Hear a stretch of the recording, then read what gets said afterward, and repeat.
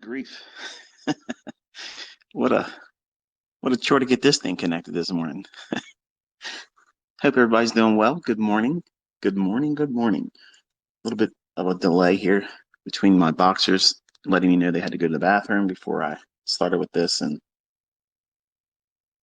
it's better for me to spend an extra couple minutes with them so that way I can hopefully get through this without them distracting me, taking my attention away from my message this morning. In case you've been wondering where I've been and not been paying attention as to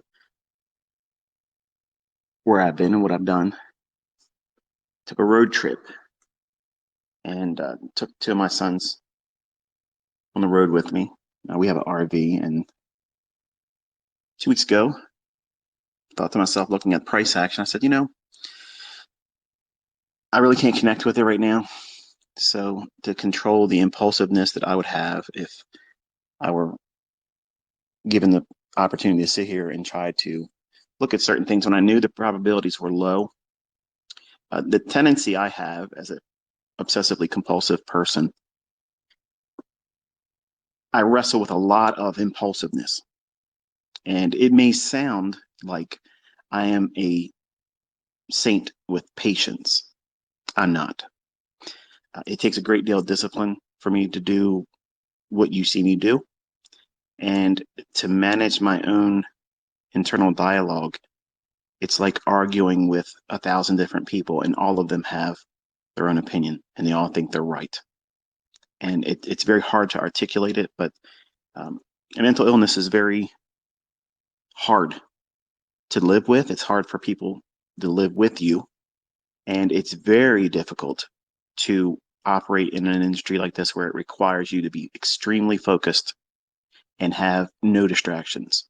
So to stave off that impulsiveness, I took a leave of absence and channeled that energy that would otherwise be utilized in markets that I knew by experience and by the rules that I teach you was going to be highly unfavorable. Now, does that mean that the market stayed sideways and didn't move at all? There was no fluctuations at all? No, of course not. But I think you all know, now looking back at it, it was a little bit more trickier than it has been in recent months.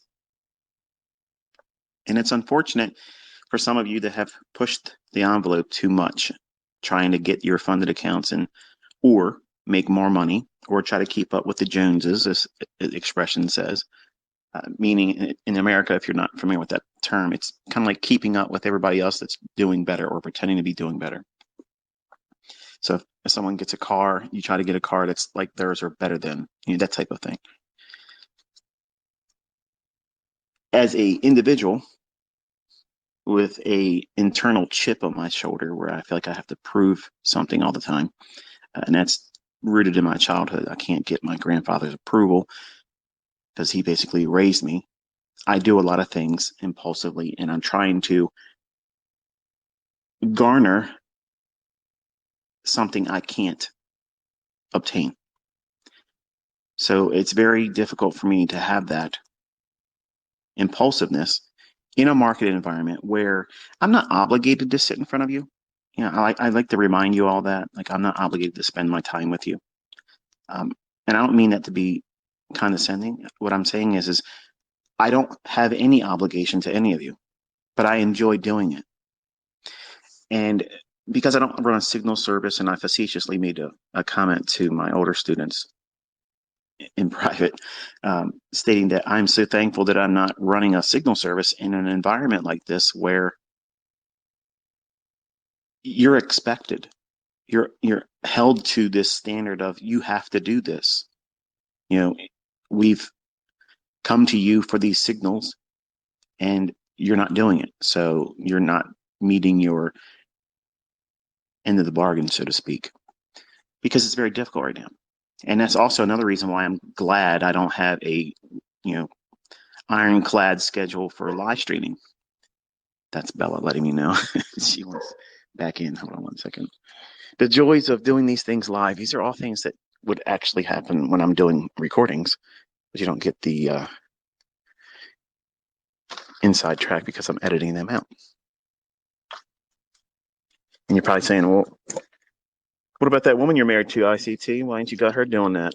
Well, she's out. She's doing her thing. So it's me and the girls here.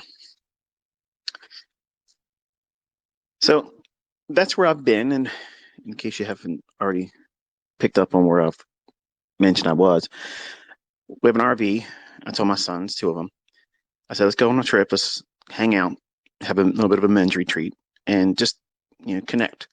That way I can take my mind away from the markets, take my mind away from all of you, because it's good for us to be, apart for some time. It's good because absence makes the heart grow fonder. And you probably missed me, as much as I missed you. And truth be told, I was really wanting to do a lot of these when I was over the road. And I thought to myself, it's actually better. It's better for you to endure this without me because it's kind of like a reminder that after November, it's going to be like that. And it's not to be afraid or not for you to be afraid of or grow anxious about. It's something to be excited about because you're going to venture into this all by yourself. And right now, you may not feel like you're equipped for it. It's okay. You will be. But ICT, we've lost a lot of April. It's okay. It's okay. You've learned a valuable lesson because I practiced what I preached. I did exactly what I teach and taught you in these lessons, in those lectures, and those core content lessons that are on my mentorship videos on my YouTube channel. My long-term older students know that these times can be wearing. They can wear you down, grind you down into bits. And if you're a new trader or a developing trader, these things can be major barriers to development or even willingness to stay with it. So I allowed for that to happen because I could have very easily been speaking to you through my Bose headset while I was driving, hands-free, completely legal in every state. But I went to South Carolina and I spent a day and a half. And I thought to myself, let's just go down to Florida. And while I was driving down to Florida, I got to thinking, I'm quite certain that many of you, not all of you, but many of you, were probably thinking to yourself, why does it feel so much harder right now? Like, why does it feel like I can't find a setup that makes sense? Or why is the setups that I'm trying to get into, why are they not performing for me? What's different about this environment? Or what's different about the algorithm? Did it change? Did something happen? Did too many people learn it now? No. There's sometimes the market will go into periods where it just simply has to stay put, has to stay basically sideways. And when it does that, when it's in no immediate hurry to get anywhere, it's just going to grind sideways. Now, it's not going to draw a horizontal line. It's going to move and gyrate a little bit here, a little bit there. You'll see fluctuations during the times of the day that we look for, but they just won't be as clean. They won't be so trustworthy. I think that's the word I'm looking for. Now, there's times where I can see setups in this sloppiness and still ferret out a move here and there. They won't be the 25 handle, 30 handle, 50 handle runs that you've seen me do, and they won't be always a 20 handle run. In fact, recently, even 10 handle runs have been not as frequent. Now, right away, I know some of you that are trading, you'll bring out your report card that you've been doing while I was gone and say, but look at this ICT. You're being too hard on yourself. The model speaks, the algorithm's still working. I did this, I did that. That's fine. That's your trade. That's your setup. I'm speaking to the individuals that didn't do it, that need the encouragement, that this need to be recentered and recalibrated because 1 or 2 days of not being able to find your footing, that's reasonable for a new trader. They think that's something that's within the realm of permissible. But a new trader, a new developing trader, they can't come to terms with the idea that a trading model or an approach to trading or a mindset about price action should not be 2 weeks, if not longer, There should be trades taken. Someone must be pushing a button somewhere, and they want to be in that group, that mindset, that approach of always being in something. And that's an unfortunate thing because there is a time to sow and a time to reap. There's going to be times when you get into the marketplace and you may not be able to foresee it. Like I was able to show you after 2 days sitting on Twitter and pointing out points of reference where I thought that were noteworthy 2 weeks ago or so. And right away, I knew that I was out of sync and I wasn't able to connect. And that was number one. I kind of anticipated it because I told everybody we were in a scalper's market anyway. But even if we're in a scalper's market, I'm proficient enough. I can get in there and slice and dice and do these small little type of price action moves. But you're not going to be impressed with 2, 3, 4 handles or less a couple times a day. Now, some of you might lie to yourself and say, well, no, ICT, that's right up my alley. That's exactly what I want to do. You don't trust me. You don't want to do that. You don't want to do that. And the reason why you don't want to do that, and I can speak so confidently about it, because you'll start doing the math and think to yourself, well, wait a minute now. I can do 2 handles, 3 handles, less than 4 handles, 20, 30 times a day. Because look at it. Look, it's moving like that all the time. And then you'll think more is better, whereas less is more. Less is optimal. Less trade frequency. When you're new, you do not want to be placing yourself in conditions and in opportunities. And I say that term opportunities loosely, and I'm doing quotes in the air with my fingers right now. You want to limit that in the beginning. It doesn't sound productive to do that because it's going to feel like you want to be doing this. Well, day trading must be everyday trading. And it's not high probability it isn't. Now you can get in there and get lucky and attribute it to as a skillful trader navigating the treacherous waters of these markets. That's fine. Everybody's entitled to their own imagination. But I'm trying to be practical and responsible as an educator to you, the listener, that doesn't know yourself yet. You came into this industry, this venture, listening to me drone on about things that probably should have been said in less words, but the more words, the better. Because I'm hammering down these principles. And for the people that are really prepared to want to learn, they're willing to sit through it and listen. Those that have done that, you see them doing exceedingly well. The industry's recognized them now. They're making themselves known because of their results. They're not there bragging. But some of you want to be just a fraction of what they're finding in terms of success. Even that fraction requires a great deal of discipline. And you have to know yourself. And you have to know where you're likely to do damage to yourself. Where are you going to hurt yourself? In the beginning, everything. Everything has thorns and sharp edges. Every single thing out there is too hot to touch. So you have to wear protection. And the protection that I'm offering you is experience. And sometimes that experience isn't always fully appreciated by the masses because they want me to do certain things. They want me to perform tricks. They want me to do things that I'm not obligated to do. And I don't like being told what to do. And when I know my personal limitations as a man, as a person that suffers with mental illness, I know where I can get myself into trouble doing things as a 20-year-old trying to prove something. And I have very, very good tools, some that you aren't privy to and won't be privy to, and others I'm teaching you throughout this year. I could still go in there and navigate, but it would be completely diametrically opposed to the model I've introduced. I saw a statement the other day.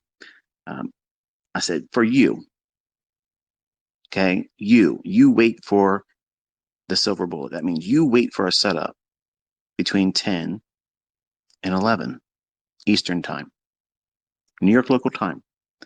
That doesn't mean I have to. And I did a 20-hour run from Florida in an RV with only 4 stops, and they were just bathroom trips for my dog and gas.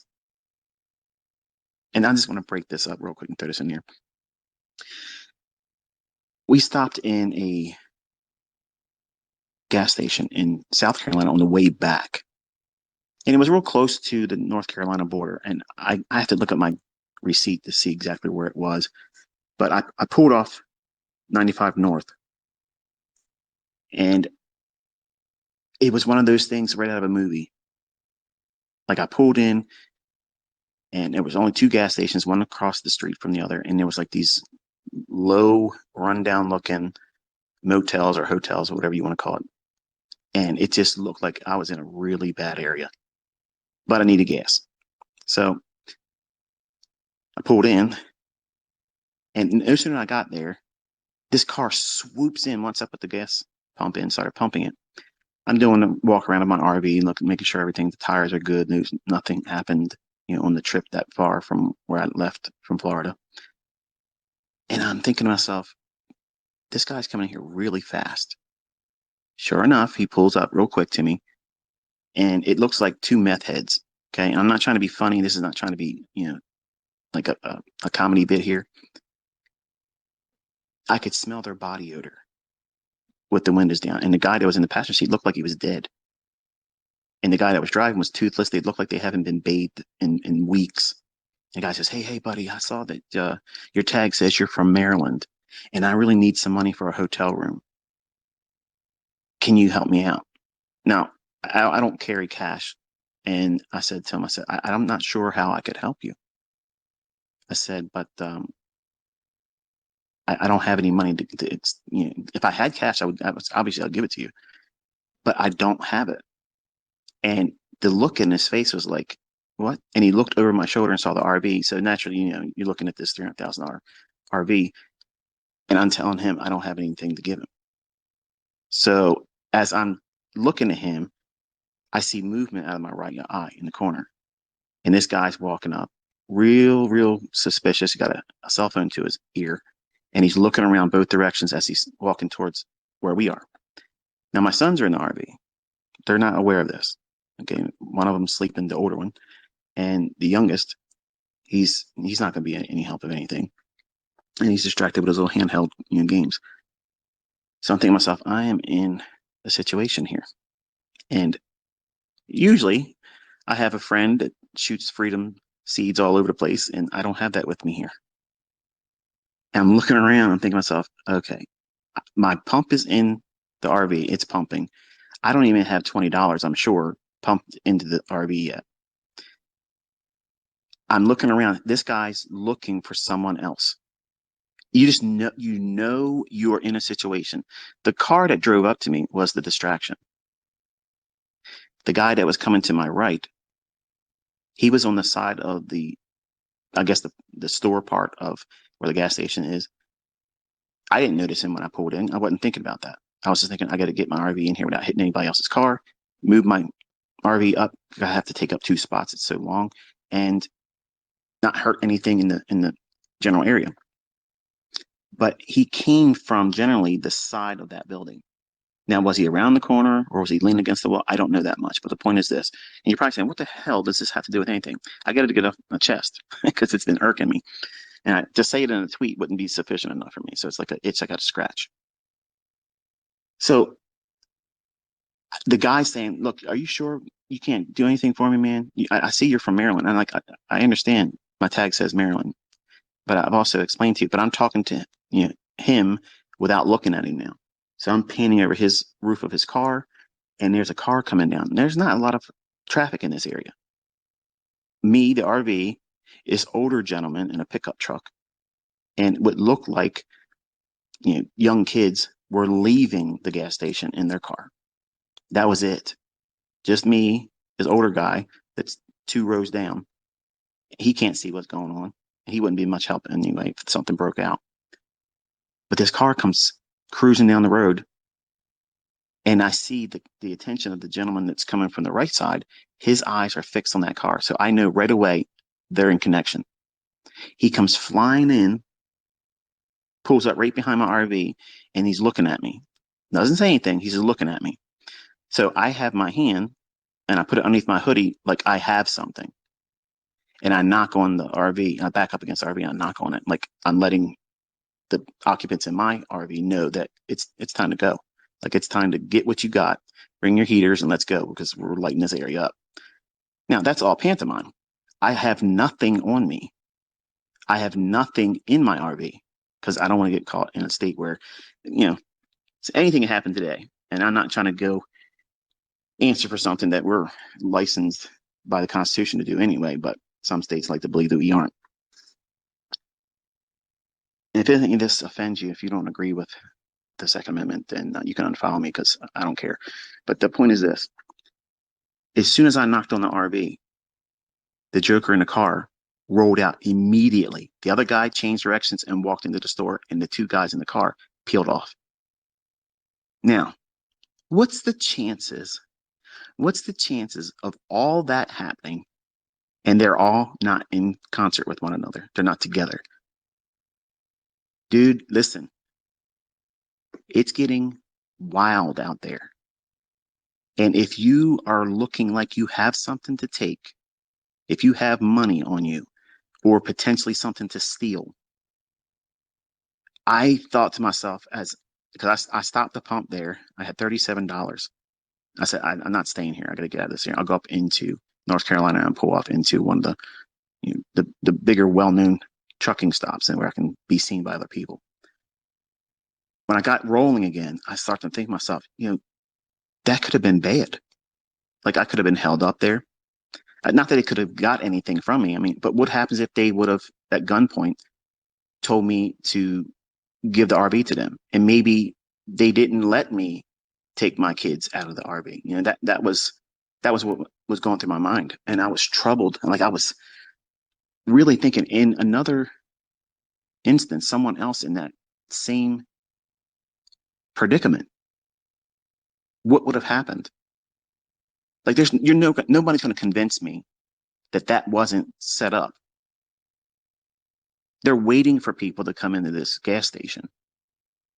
It's low traffic. It's in a seedy area. And it's a getaway right there. They can jump on the exit ramp to 95 South or 95 North and be gone. And when they peeled out, they had no tag. No tag. A gray Saturn that had all kinds of body damage. What would you have done in that situation? I'm thankful that I had the unction to think, well, let me back up to the RV and knock on it. And as soon as I did that, it was just like that was the cue for them. Okay, it's time to go. Like it was all of them at one time did exactly the same thing. Cut, let's go. What happens in ladies? Listen, I understand there's this idea about what gender is and what gender ain't, but imagine it was you. Imagine if it was you and your pocketbook was sitting in the front seat of your car, where many times my wife does that very thing, and I yell at her all the time. And you can get upset with me all about that as much as you want, but she does these stupid things that offers up opportunity. Sometimes she leaves her pocketbook on the floorboard of the passenger seat, enticing what? The wind to get broken, to get a pocketbook. Right now, today, you need to start thinking about those things. Because now I'm really thinking about how even some of the things that I do open up an opportunity. People are getting desperate. People are getting unhinged, and crime is becoming organized in a way that it's a little unsettling. You see all these people running around, going and tearing up places and stealing stuff. Bet you never thought about getting robbed at a gas station, did you? I know I never. It never even crossed my mind. Never one time during the entire trip. I was enjoying everything until that moment. And the rest of the trip, I was like, that's not going to happen. And that was the fuel that kept me going. Because otherwise, I was going to stop a little bit above midpoint in North Carolina and bed down there. But I couldn't rest. I was thinking to myself how bad that could have turned out. So I just tossed it in there as a public announcement. That's kind of like keep your head on a swivel, look around, be aware. Don't be a zombie staring at your cell phone, walking in public, or open up an opportunity because you things could have turned out differently, and I may not have been able to sit with you. Imagine like the worst could have happened in that environment. And some of you think, oh, you're being dramatic. Listen, you weren't there, and exactly what I described is exactly how it unfolded. What's the chances of those four people all doing the same thing just because I backed up against the RV and knocked on it real hard? Guess what that means? That's a big ass RV. They don't know how many people were in there, and they don't know what we have. But it was a bluff. I had nothing in there. A tire thumper that I did not have on me. I was in flip flops and literally in the most ill prepared situation ever. But I pantomimed like I had something and they bought it. And I'm thankful. I'm thankful because if anything would have happened, I'm not confident that I could have done very much with four people. Not in the position I was in. No, sorry. I mean, you wouldn't be able to do anything with that situation. One was a lookout. One was a distraction. And they knew that I couldn't move my RV with that car behind me because I literally had to back out, swing around to get myself out of there. It's 38 feet long. So it's like an airplane without wings on the ground. It's pretty big. But just be aware. Okay. So I know I probably spent more time on this than you wanted to hear about it, but when you're young, you think you're invincible. Oh, this is something that, women and old people have to worry about. No, you need to be aware of it now because things are getting nuts. So it's not just about making money. It's about making sure you're staying healthy and safe. I mean, that's how I end it all the time. Now, when things started getting nuts, that's how I end it. It used to be good luck, good trading. I always say, be safe. I want you to be safe. Now I know that there's a more impactful message behind it because I could have ended up in a potluck that could have changed everything and over something stupid. I picked the wrong place to get gas at. But anyway, the topic of this one here with that long monologue out of the way, if you stayed through it, congratulations, you did well. But the title is Equity Concerns When Your Heavens Are Like Brass. What does that even mean? Well, there's a passage in Deuteronomy, and no, I'm not going to be preaching to you today, in case you're wondering, atheists. The passage is about how through either disobedience or not, adhering to the instructions or living a life that is unpleasing. When you ask for help and you send a prayer, it doesn't sound like it's getting answered. Okay, so it feels like your heavens are like brass. Your prayer can't get through, and your field or the ground that you're on is like iron, so you can't plant or harvest anything. So you're stuck. You're stuck right there when it feels like you can't do anything. You don't know what to do. And as a trader, what are we doing? We're trying to increase that equity curve, trying to prevent it from declining. And for new students, trying to never have a losing trade. And that's never going to happen. You're going to have a losing trade. The harder you work towards not getting a losing trade, the easier you're going to find one. Think about that, because that's the truth. The more things you try to hunt and research and try to find or try to trade in a way where you think you're never going to take a loss, they will come to you far easier if you were just to trade and accept the responsibilities of the risk and controlling that only. Staying within your model's rules. So how does this equate to anything? What do we do with this message here? Well, your equity concern is you want to try to make money. You want to make that equity curve go up and you want to go higher. You want to go higher on a leaderboard in a competition. You want to get a funded account challenge passed. You want to be able to get a certain payout. You want to be able to reach a equity high mile marker, to be able to tell yourself that you can do this, show the universe on social media that you aren't a demo baller.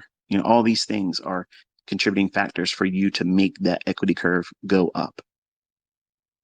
But what happens when the market says no? What are you going to do?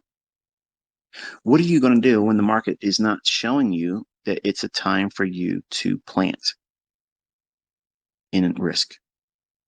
Because trading is planting in risk. You don't know, just like a farmer doesn't know if that crop is going to yield anything. Think about it. They don't know. They're just doing the same thing they do all the time. They have a routine. They have a model. Their model is, at this time of year, right away, what does that talk about? Are they planting their corn, their wheat, their soybean, their oats, their okra, the potatoes, or potato, in deference to folks that want to say it that way? Do they plant that in December? Do they plant it when it's likely to frost and freeze? No. Their model begins with time. Well, there's a time to do everything, but not everything on that time. So a farmer knows there's a certain time. His model as a farmer, he's supposed to do something. And outside that time, he is not to do anything. And he is not upset about that because he is following his model or her model. You don't want to have this impulsiveness as a farmer to try to get ahead and plant before you're supposed to. And you don't want to be late. So the first emphasis is on time. That's exactly how I teach you how to read price action. The first ingredient to high probability is time. Is it time to do anything? Now, I mentioned through that daily chart that we were in that range, and until we left it, we were in a scalper's market. And that means that you have to be very, very nimble on a 1 or 5 minute chart and try not to have these expectations to hold for the full daily range. There's a time for that. We weren't in it. And that's why you saw this stagnant little choppy ranges where we would see a flutter here and there. Sometimes 10 handles, maybe 15, but it was an erratic price delivery. And as a new student, I know that you don't have that skill set. You want it so badly, you want to be able to do it right now. And it's already a year late. That's the mentality and the motivation that you have as a new student. I understand that. That's exactly how I was. I wanted to figure it all out faster than I did. But you can't speed it up. And when I gave you the insight that we're in this range, it's not high probability, so you have to be careful. And then I showed, not because of anything more except for me wanting to tell you on that Monday or Tuesday, 2 weeks ago on Twitter, what levels I was looking for. The market was not interested in that. The things that I wanted to see on the high end or the low end, it was not interested in. So that told me immediately, unless something changes overnight, Tuesday of 2 weeks ago, into Wednesday morning, I'm not touching it. So I had set plans in motion that if I have no interest in it, what am I going to do? Because I already know the impulsiveness, the human aspect to me, the frailty of emotions, the psychological effects of wanting to show you will still be there, which is why I said I have the best tools in trading. I have the best models in trading. And if I'm trading in the optimal time, there is nobody that's going to trade better than me. That's not ego. That's the facts. You will experience that too. But if I am left to my own devices as a human being with mental illness, where I always feel like I have to prove myself. And people like to play counselor to me. Why do you do this? Don't ask me. I don't know why. Okay. But I have to. I'm a dog chasing cars, and you're not going to fix me. A lot of people have tried good hearted attempts, but that won't work with me. It doesn't work. In fact, and frankly, it pisses me off. I'm going to be honest with you. I don't like when someone tries to mother me. Now, I know a lot of you guys like to see me as a father figure. That's cool, but I'm just trying to be a voice of reason. And if I don't follow my own rules, I can blow it just as easily as someone brand new. It takes a great deal of effort on my part to stay disciplined. I always want to moonwalk on the grass that says don't walk on it. I always want to do that. When someone says don't do something, I already have a dozen ways I'm going to do it. Now, we kind of define that as a Christian as a sinner. I am a sinner, and I have to repent every single day, multiple times, because the things that I want to do, the things I think about wanting to do, um, it's not something that I would be proud of. And you probably wouldn't ever hear that from a mentor anywhere else. But I'm real. I'm practical, even though sometimes I seem impractical to most people. So I have to remove myself from that enticement. Because if I don't do that, I'm left to my own devices. And then I would be in a position where I knew I would be in a trade where I shouldn't have done it. I shouldn't be in that market. I shouldn't be in the market. You knew better, ICT. Why are you doing this? Well, because I have something to prove. To who? Whoever will listen. That's the humanity in me that I wrestle with all the time. And for some of you younger folks, generally the young men, you have this same thing inside you. And you want to get really, really good at this. So that way you can go out there and stick your thumb in everybody's eye that didn't have a problem with you. You'll create that audience because you feel like you have to do it. It's something inside of you that you can't cope with. And your coping mechanism is you want to do that because then you'll feel like, a gladiator. That's not why I do what I do. I do it because I want to hear my grandfather tell me, you done well. I'm proud of you. And there's a lot of things I've done over the years as an educator and a teacher that I'm not proud of. And I know that if he was able to see me and had seen what I've done or said some of the things I've said through ego, he would tell me that wasn't something that I would be proud of or he would be proud of, which would scar me. But left to my own devices over the last 2 weeks, I would have easily had an extremely low strike rate. And I talked to Tom Hugard in private here and there, and I told him, I said, I would have had about a 12% strike rate. If we were being honest and we were sitting at a pub, not that I go to anything like that, but we were just hanging out, he and I told him, I said, I think, honestly, knowing myself, I would have had about a 12% strike rate, which would have been abysmal, hard. But me knowing my tendencies, knowing how I'm going to interpret the climate, the environment, the ideas that I know are going to jump up in my head and say, okay, here's where you want to shine, ICT. This is where you want to go out there and show everybody else that they can't get on your level. When this thing's doing this, you do it. I know that about me. I've done it for years, decades. I've done it. But there's something different about this now. We have so many things looming in the horizon that can wreck these markets instantaneously. And I know that's coming. I know it is. And most of you, even without me saying so, you know it too. But it's not a deterrent enough for you to say, "Oh, I'm not going to take any," and not I'm not going to not take a trade right now because I see everybody else doing it, so I got to do it. Uh, I'm 50 years old. I don't look at everyone else and say I want to do that because they're doing it.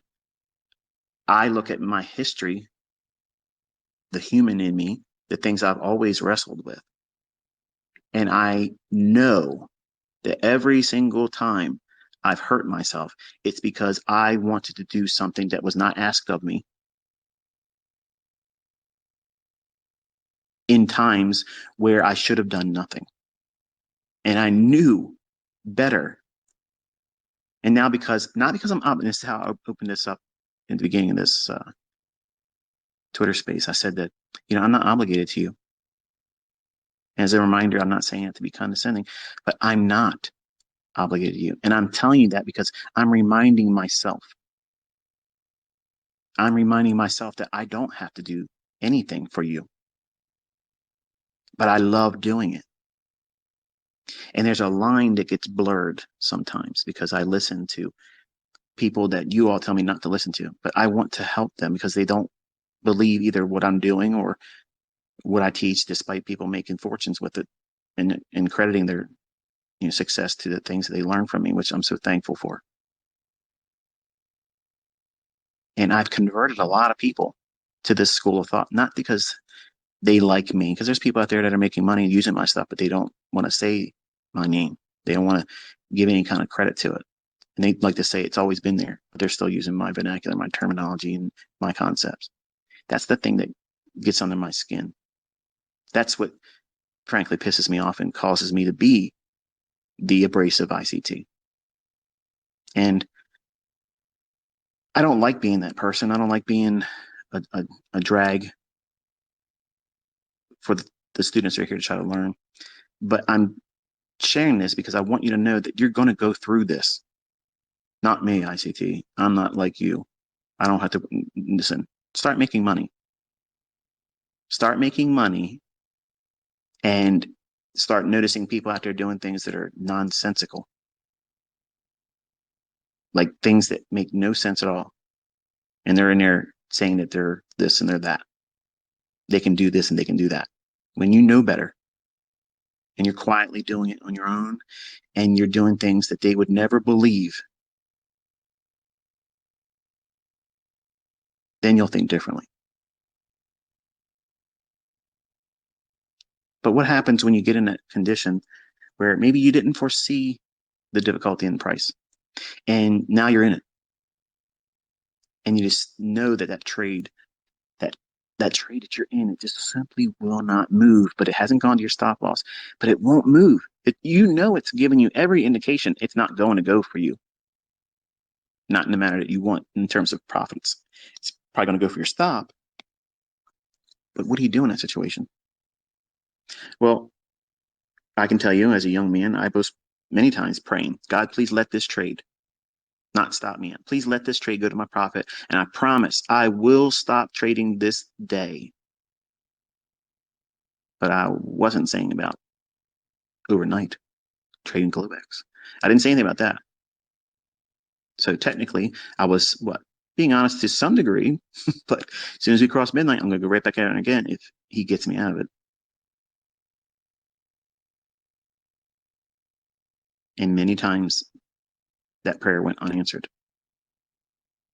and I got stopped out. And I knew I should have got out of the trade, but I wouldn't take it off. What's the problem with that? And I hope you can appreciate me using my own examples and not talking about things hypothetically where you can feel victimized because you've gone through this yourself.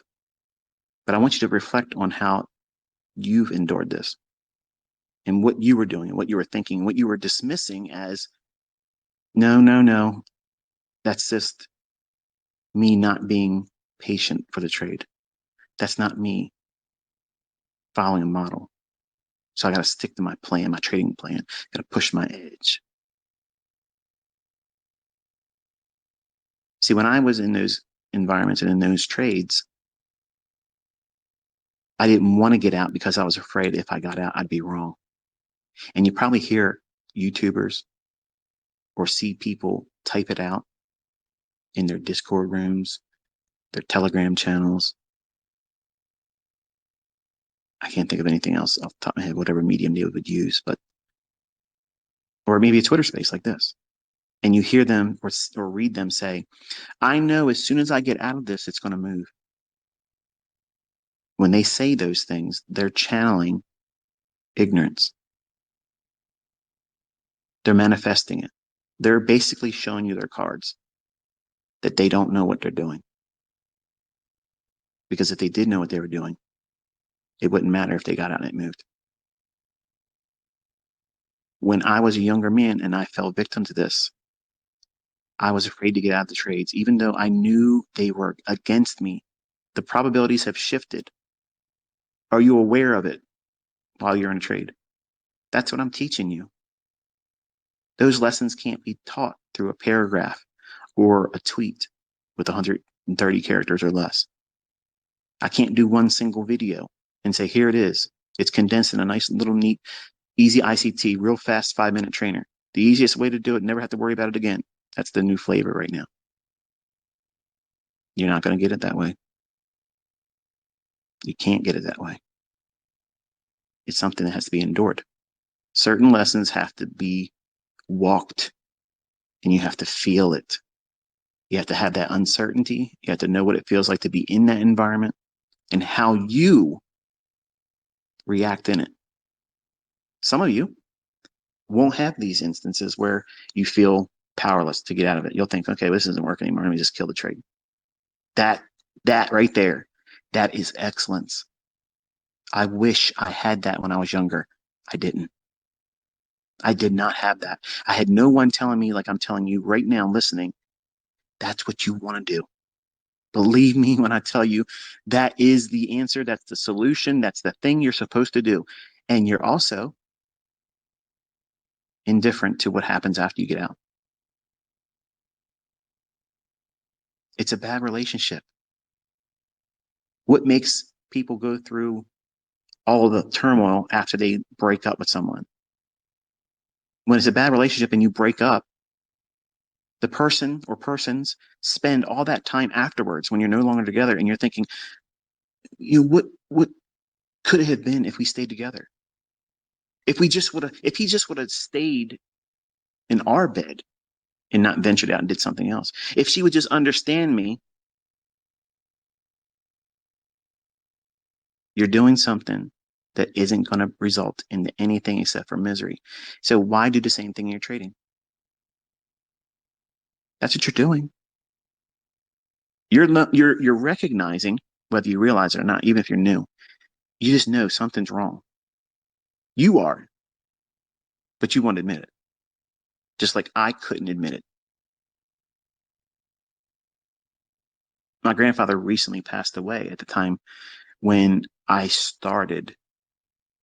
So I get all of this pressure placed on me as a young man, lost my father figure, lost my first wife, and I had something to prove.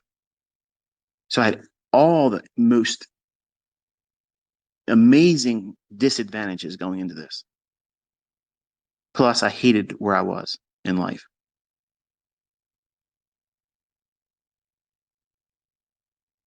So I know what it's like to feel pressure to change the way you are and where you are and how you live. I know.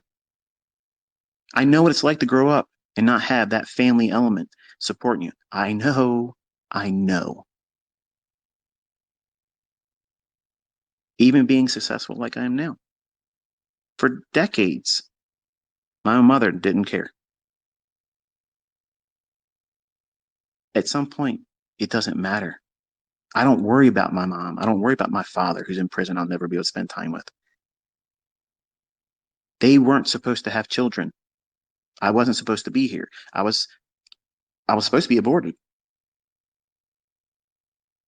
But because a threat by my biological father, my mother gave birth to me and never raised me. You can have all of your disadvantages, all the excuses of why you think you won't be able to do this. And it's all a lie. That's something for you to reach for because you don't follow the rules. Because when I don't follow the rules, I fail. I can fail just like the newest person that starts in this. If I don't submit myself to the rules and engage when I'm supposed to engage and not engage when I'm not supposed to engage, because I know me. This is why you cannot learn this in a workshop over a week. You can't learn this in a month. You can't learn it in 120 days. You can't learn it in 6 months. You can't learn it in 1 year. But at 1 year, you get a good foundation, and that's when the real learning starts. And I have never, one time, sugarcoated that. And so many people out there are trying to take what I've taught and still actively teaching, and you're trying to condense it down to something to market it to people for the real fast approach. And I swear to God Almighty, if there was an easier, faster way, I would do it. It would come right out of my lips and it would be done. I wasted time in the beginning doing that. Just like those environments where if you get in a market environment where it's not conducive for a low resistance liquidity run, where it just runs real easy, like a hot knife through butter, just slices right through it, no problem at all, going right to where you knew it was going to go and doing it faster than you were hoping it would do it. That's what I'm teaching you to look for. But they're not every day like that. Those exist sporadically in the right times, in the right settings. And because of all the uncertainty that we're seeing in the world right now, believe me, folks, we are witnessing the largest upheaval in the financial markets and financial systems, plural, globally. There's never been what we're about to endure. So you have to be careful. And I'm trying to be much more careful because of that. But if you get yourself in that situation, you may not believe in God, but somehow those three letters will come out of your mouth. Oh, God. Oh, Jesus. It's funny. I've listened to Muslims doing live streams and they'll utter his name, which is interesting. What are you doing? You're looking outside yourself and you're resisting. You're resisting the very thing that your conscience is telling you to do. Get the hell out of that trade. You know what's coming. Regret, loss, pain. But you want to arm wrestle it. You don't want to seem weak. I'm going down. They're going to carry me out on my shield. Well done. You blew your account.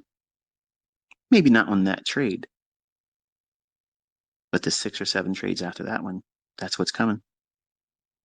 Why? Because you arm wrestled in an environment that you can't win. See, my tools in the right setting are flawless. That's why I can be to the tick. But have you noticed that it's not every single day that it's like that? Wait. Stop right there. Your motto is every week, every day, and it won't stop. You're right. But the market you're trading, that particular market, won't be every week, every day. This is always occurring every day and every week somewhere. Oh, well, there's your out. There's, of course, I didn't say anything other than that. That's how it's always been. When I was teaching Forex and primarily focusing on Forex, I had 2 pairs. Euro might not go to the tick, but cable did, and vice versa. And there were some times where both those 2 pairs that I worked with my group, sometimes the Aussie dollar did something perfect. You can't have an everyday day trading expectation of precision. You can't. You're just starting. Okay. You can't do that. In the beginning, you have so many obstacles in front of you. You have no idea the difficulty in this. And it starts between your ears. And it remains between your ears. That 7-pound universe, that gray matter that we call our brain, has a wonderful, wonderful capability of telling you things at the wrong time. And sometimes it tells you exactly what you need to hear, and then you ignore it. So if you're in market environments where by rules, the ones I've taught you and I've even told you, and it breaks my heart to see these people tweeting to me, I lost this much money. I'm not trading. Why did you do it? You know your own reasons. And that's the thing that everybody has to learn about themselves. But you want to pretend that you're not going to be that person. You're not going to be one of those statistics that have all these other flaws inside them. Some of you may have mental illnesses that are beyond the scope of mine. And you'll have to wrestle harder and do things much more.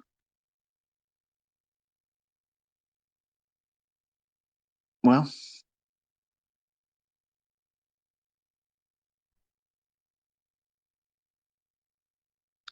the word escapes me. It'll be harder for you, but you won't know that. You won't know that until you go through it. And buying courses and watching my videos or watching anybody else's videos or using this application they've created or following signals from somebody else, that will not make you exempt. No one's exempt from this. People fail because they don't incorporate their own flesh, because that's what's going to do you in. How many people do you know that educate, pretend to be a mentor, will sit out here and tell you their own flaws? They'll never do that. Because number one, that will put a damper on sales. It'll make you question, oh, maybe this isn't the person I need to learn from. I would counsel you, anyone in any industry, any kind of endeavor whatsoever, if they're willing to show you where their weaknesses are and if they can identify them and then navigate with them, that's someone you can learn from. I'm telling you, I wish to God I had someone like I'm trying to be for you. When I was coming up, there was no one. I had 4 VCR tapes with Larry Williams and one uh, Secrets of Short-Term Trading. He did like I don't know if he was a keynote speaker. As a matter of fact, that's exactly what it was. He was a keynote speaker for some event, and those are the tapes I had. I had a course by Don Fishback, 90% options trading, which is trash. Don, if you're listening, I don't mean to be disrespectful, but it really was garbage. And the books that I wasted money on. And I said it many times before. Why do I keep them? Because they have sentimental value. Not because there's any value between the covers of those books. But I spent a lot of money. I worked hard to make the money to buy those books over the years, collecting them. And I just can't bring it to throw them away. And they're not valuable enough to give to anybody and say, here, I don't want to have this anymore. Here, you learn from this. Because it's all trash. It's all garbage. You want to hear how to do something? Let the story start with here's what not to do. And if you want to find out real quick if you're ready or someone else is ready to learn, if their attention span will not permit them to listen to someone tell you or others, this is what you want to avoid. You, that person listening that feels that way, you are the waste of time. You are. Because the point I've gotten to from the beginning of this discussion, it's going to be far more harder than you think it's ever going to be. And I've told everyone that's ever listened to me in the last 3 years, this is extremely hard. 30 years I've been doing this. These candlesticks are not new to me. But the way the markets are behaving is. And anybody that's been trading for a longer period than 2 years, 3 years, some of you just now started. You have no idea what you're walking into and how much harder it is. Anyone that has been trading for a long period of time, and I'm saying 5 years or more, I think that's a fair amount of time. You're not new. And you have seen market environments that are not like this. You know what I'm talking about. You know exactly what I'm referring to. And it's not some kind of cryptic message. This market is behaving differently. It is going to be hard for you to learn in this environment, but learning in this environment will make you so much better. So much better than it was for me. And we had, well, by definition, in terms of what we've seen in recent years in terms of volatility, it was like a snail's crawl. Where if you got 3 handles on the day, and you did well. That was a good move in the morning. 3 handles. 3 handles. People's stop losses are bigger than that now. But that's the way it was back then. But the volatility we have today needs to be respected because it can do wild stuff in a short span of time. And you'll be in that situation praying to a God you never believed in. But now you're reaching for him now. And your heavens will be like brass. And sometimes it'll be for people that are believers in the same faith that I have. And you just want to get out of that situation. Oh God, please, please, please let this trade pan out for me. Please, please just let me not get stopped out on this one. I won't trade the rest of the week if I can just get this one. Lying. And that prayer gets unanswered because your heavens are like brass. What happens then? You look down and a new idea comes to mind. You're going to plant a seed again in that risk. But now the ground's like iron. You can't turn the soil over.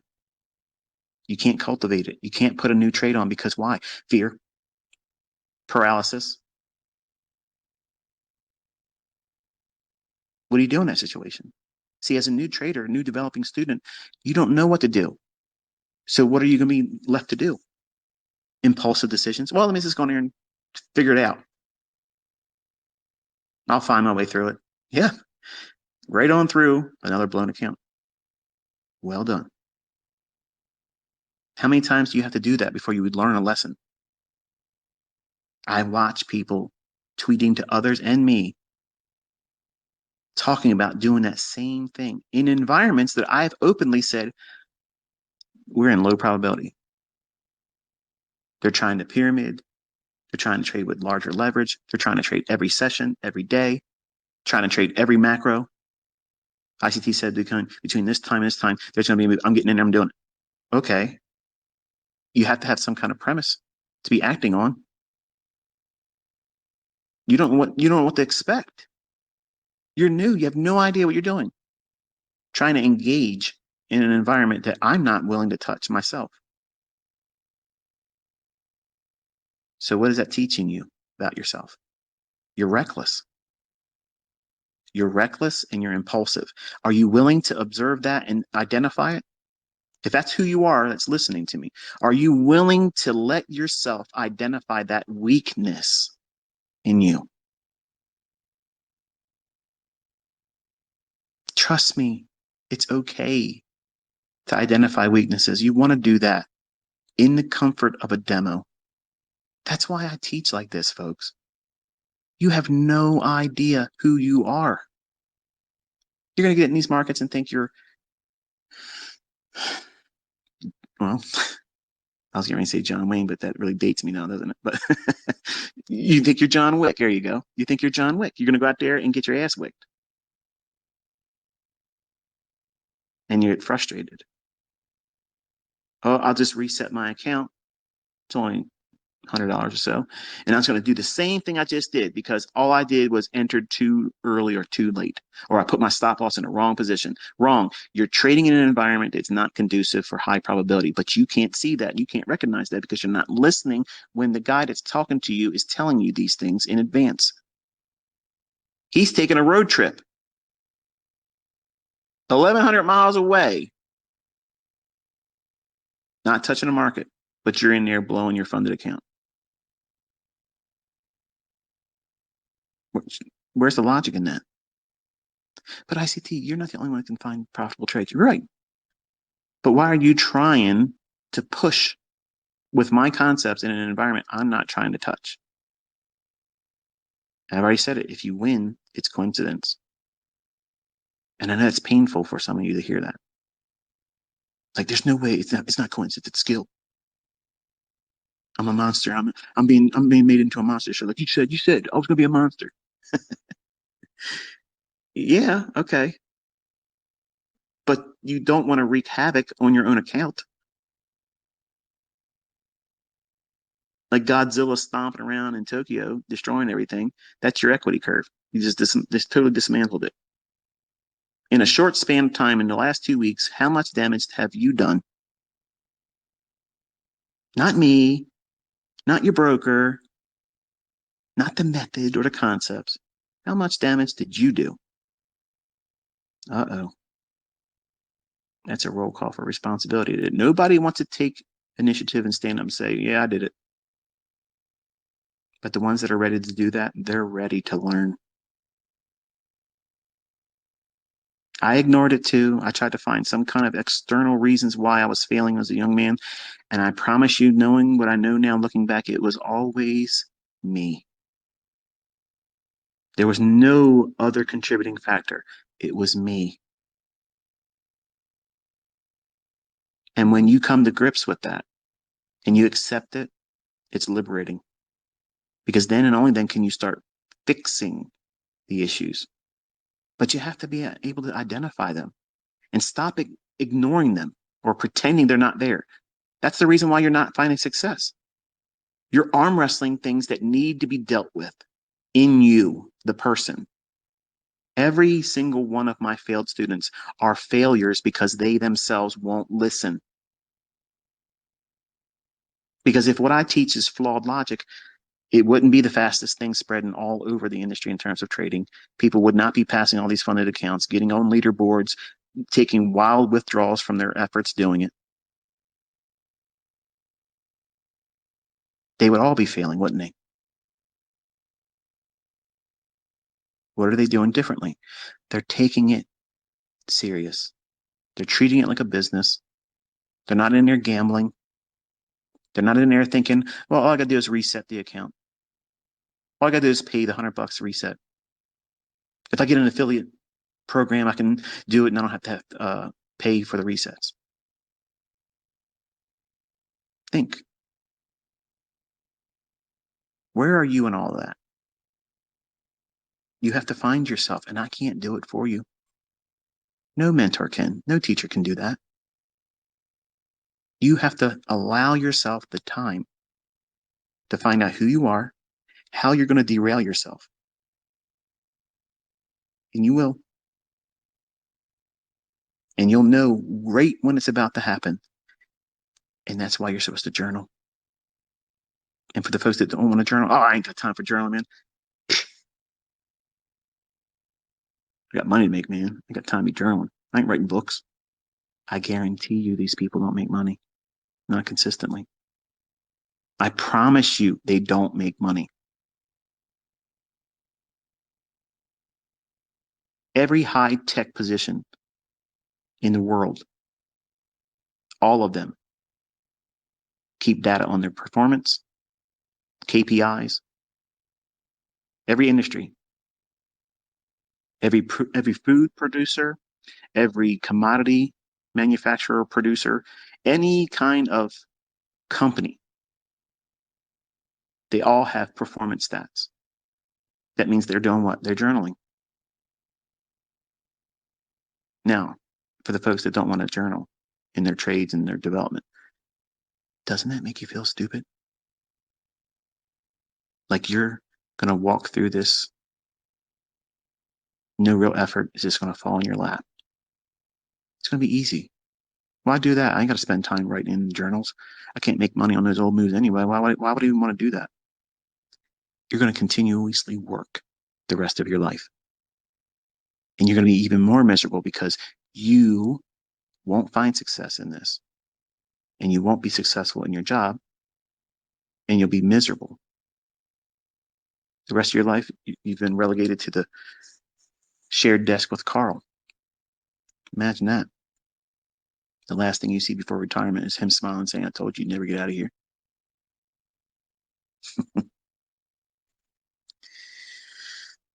There's going to be times when your heavens are like brass and the ground you stand on is going to be like iron.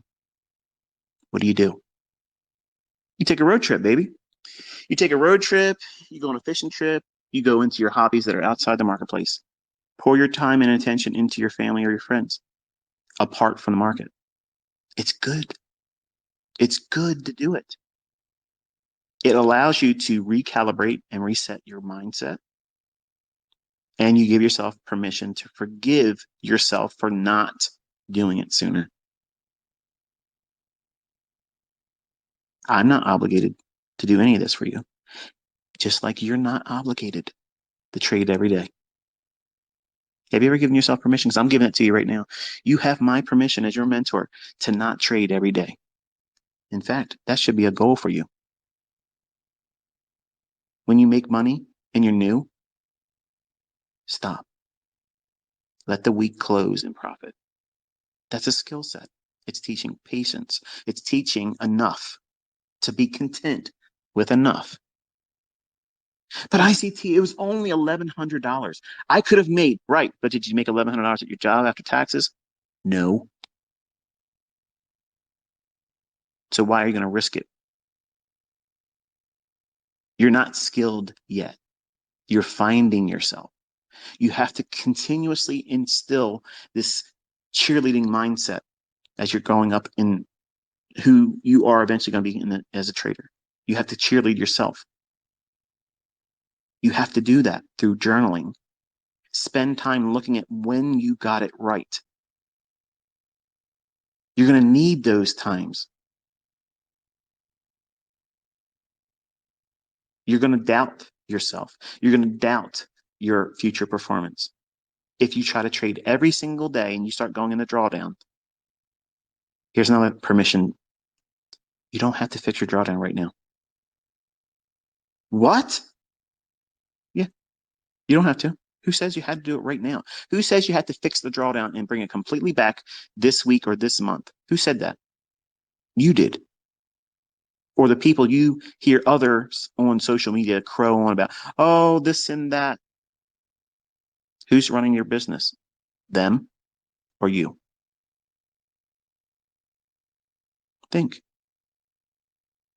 Because if you're letting other people on social media impact your decisions about when and how you're going to trade, you're not running your business.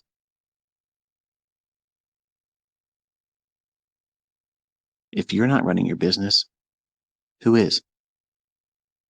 The people that don't care about it. And if they don't care about your business, believe me, they only care enough to see it fail. It would be nothing more pleasurable for them to see you fail and go on social media and complain and bellyache. Oh, I did it again to myself. And they feel great about themselves because they're failing in privacy.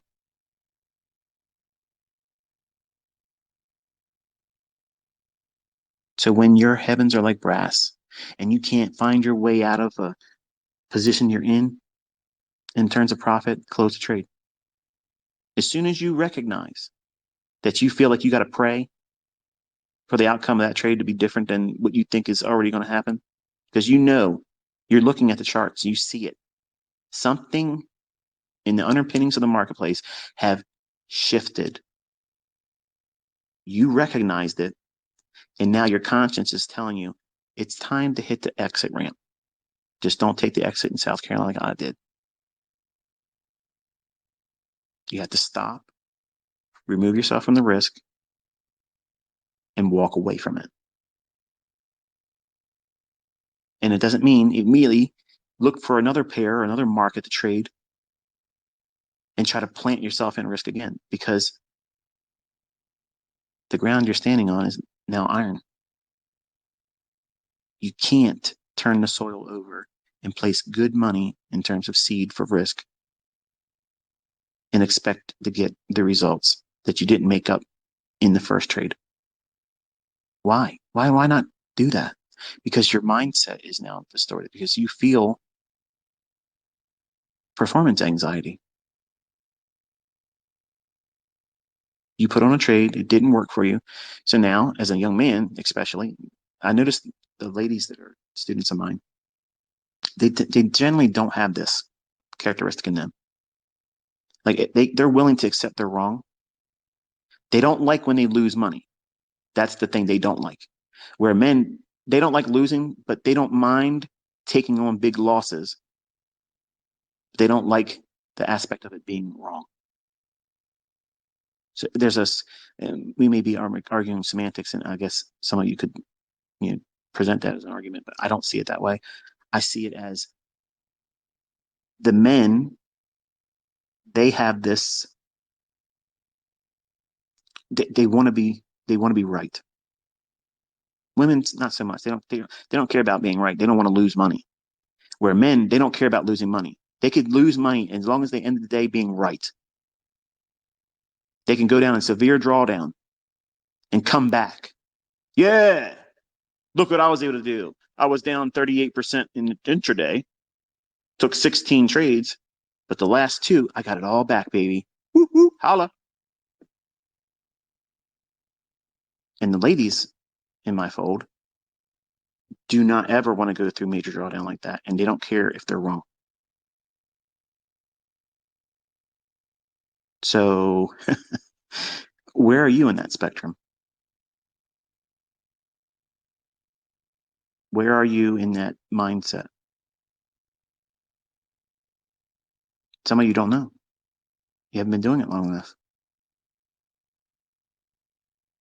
And that's why it takes a lot longer to learn this than everybody else promotes it to be. You can be so successful, live the life of your dreams. It's Lambo lifestyle. But none of them are telling you the adversities that you're going to go through. They're not going to tell you how to deal with it, what's permissible, what's realistic. 5 handles, not 200 to 1 or multiple setups. Everything I teach you is meant to meet the practical expectations of meeting ends. Meeting one bill a month. Whatever the lowest bill is, that's what you aim for first. But something happens. Something happens in your mind when you first start dealing with these charts and you're demoing, or you're rushing through that part by never doing the demoing, which is to teach you. You're learning who you are in the demo. That's why I can't stand these neophytes out there pretend to be mentors telling people you can't learn how to trade with a demo. You got to put some money, you got to put some skin in the race. Okay. I've done that, and it fails miserably. And it gives you all of these anxiety inducing things that you would never have had if you wouldn't have did that.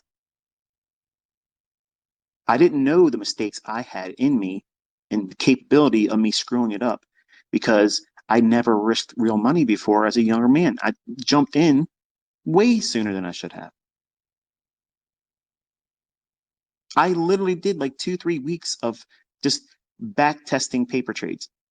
That's it. And I did one walk forward, I think a week or maybe a week and a half at most, not even 2 weeks. And I convinced myself I was ready to put money into a live account.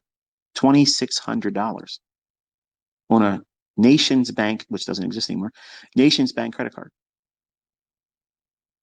Now tell me the sense in that. Zero. And it's no surprise. My first trade was impulsively in a market that I was never really interested in, orange juice. It's too thin. It wasn't even seasonally, looking back at it, seasonally, it was not even in a position for it to do anything.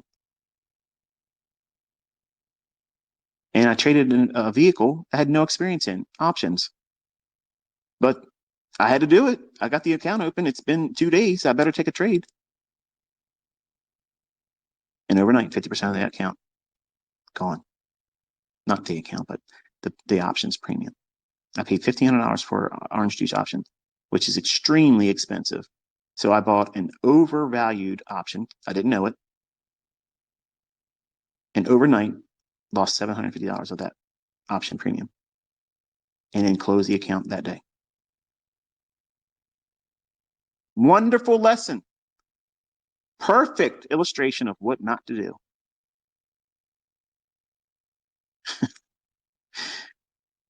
I wish we had demos back then. We had to do everything on paper, write it down in a notebook. That's how we did it. Make our own charts. We had to draw the high, the low, the open, the close tick on every single chart. If we traded it or monitored it, that's how we did it.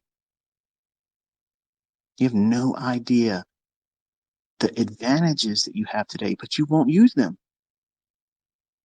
You're trying to rush through still. Don't learn how to trade with a demo account. Learn the broker with the demo and then go in with real money, even if it's a little bit of money. That's someone that is absolutely not making money consistently and they don't know how to trade, and you should not be listening to them. And I don't care who they are, how many people follow them, and how much they're liked right now. I don't care. And you can hate me. I don't care. That's real. Because that's someone that doesn't even know what they're talking about. You have so many things going on in your mind that you're going to bring to this that are going to derail you. And you have to know what they are. And you cannot discover that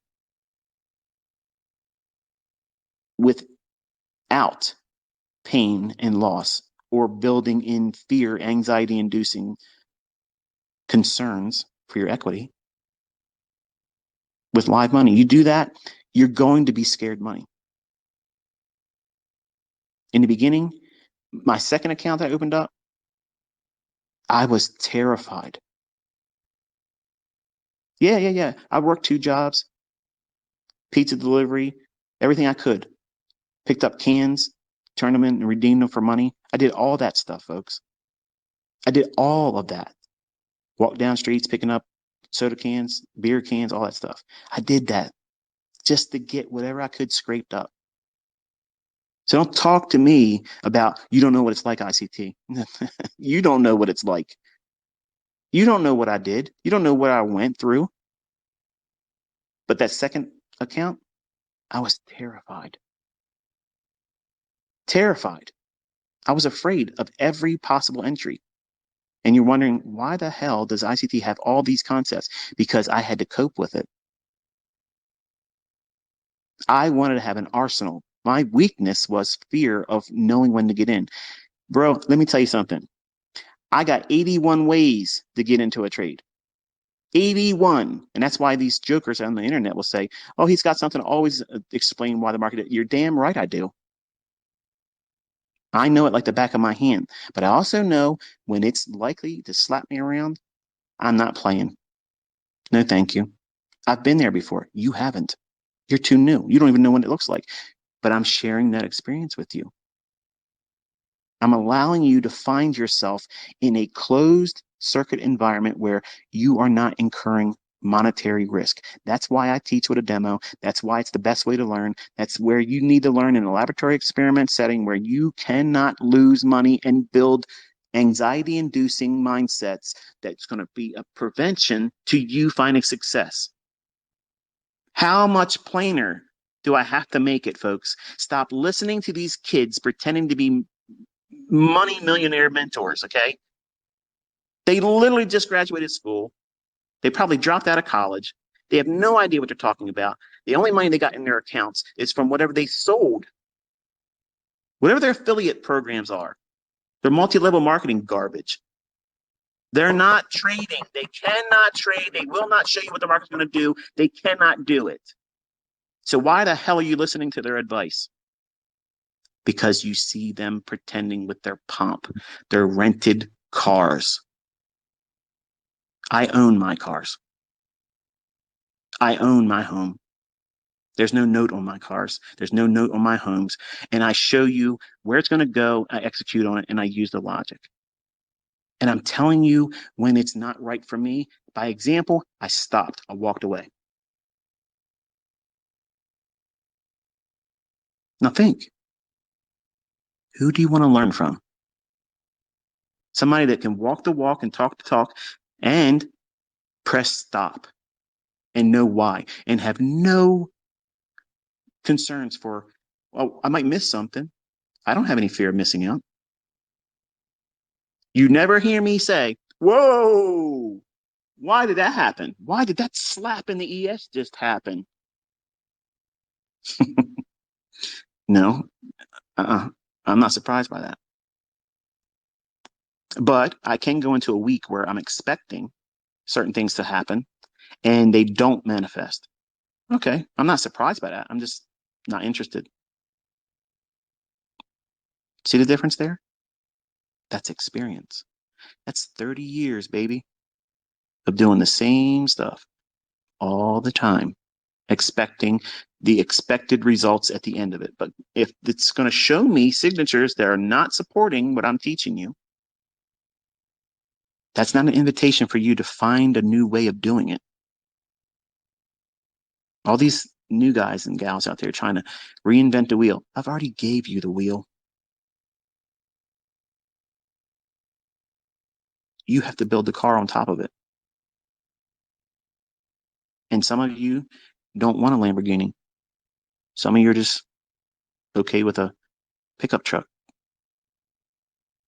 a Volkswagen, a Jeep, or even, well, I won't go there. What's he going to say? What was he going to say? ICT, please tell me what you're going to say. No, I'm not going to do that. But there's a learning curve to this that nobody really expects to exist until they step into it. And they don't like it. It's a reminder to them that everything worth doing requires a lot more effort than you thought it was going to take. There's no shortcuts to this, folks. I am the shortcut. I promise you, even though it seems like it's long-winded all the time, this is the shortcut. You cannot make it simpler than this. You're waiting for the market to go up to run stops or reprice to an inefficiency. It's going to drop to run stops or reprice to an inefficiency, or it's going to go sideways. And guess what? When the market's going to go sideways, ICT is doing something else. Now, imagine for a second. Imagine that you paid me money for the month of April. I would have to do something, right? I would have to perform. I would have to sit down and give you my opinion. Guess what? That doesn't have to happen anymore. I don't do that anymore. That's why I'm never charging ever for education. When I'm done in November, I'm done. I'm done. I have so much enjoyed the last 2 weeks of just simply saying, nah, that's my life. That's what I want to get back to. I didn't ask you for your permission to do what I did. I don't need to ask for it. But I did what I had to do from a psychological point of view where I'm reminding myself that I'm in control of me. And since 2016, I have not felt in control of my own life. I've allowed people all around the world to conduct my life for me, tell me when I had to be somewhere, what I had to do, answer emails. I can't even keep up with the emails. It's too many of you. And it just feels so good for me as a man to be able to unplug. I needed it. Like I needed it. And it was so good to be out there with my kids and just having conversations with them. And I broke down. We were in a restaurant. And one of my sons said to me, he goes, Dad, I've never seen this with you before. And I said, what? He goes, like you're sitting down, you're talking to us, and you're not even talking about the market. You're not talking about your students. It's just like you're talking to us, and I lost it.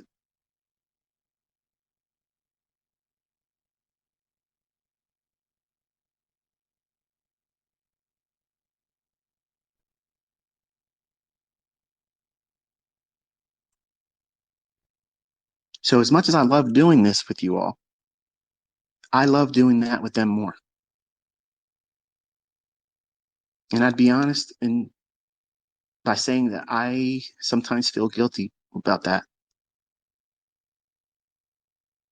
and I shouldn't. They're my kids. But I have built this life all around trading since I was 20 years old. And I was not the best father. I was not the best husband. I've never done anything outside my relationship. And I've always provided for my kids, but I was not there in the house with them, but I was not there.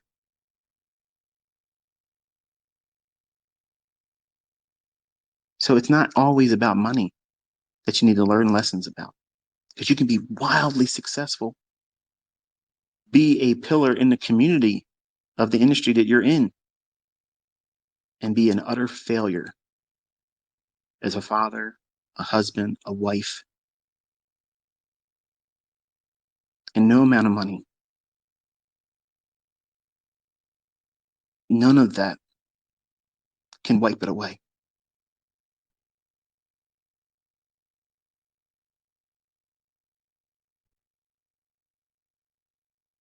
You have no idea how hard this industry is because you don't know how hard you're going to make it on yourself.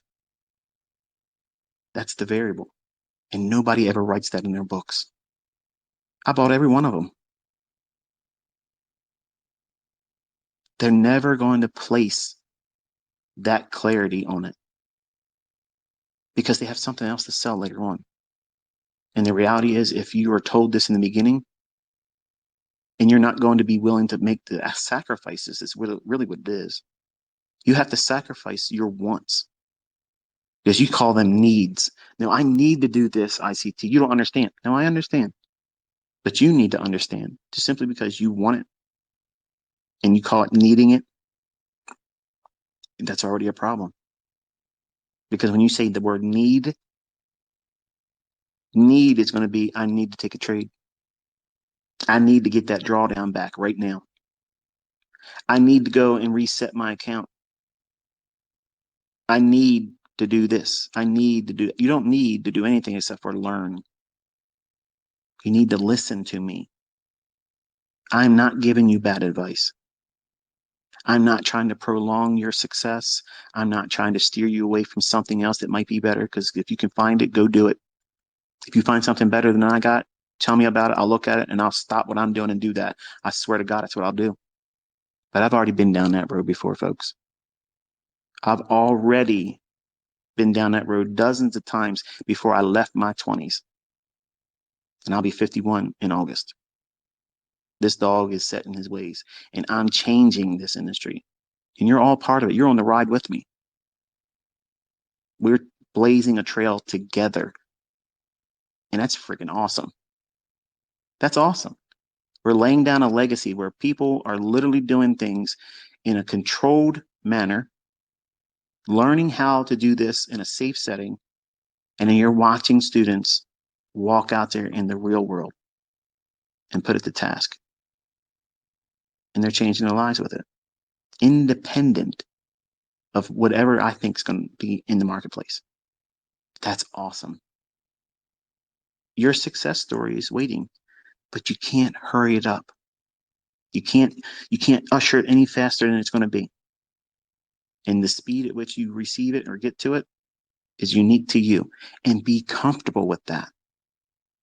The harder you push to make it sooner, you're just pushing it further down the line.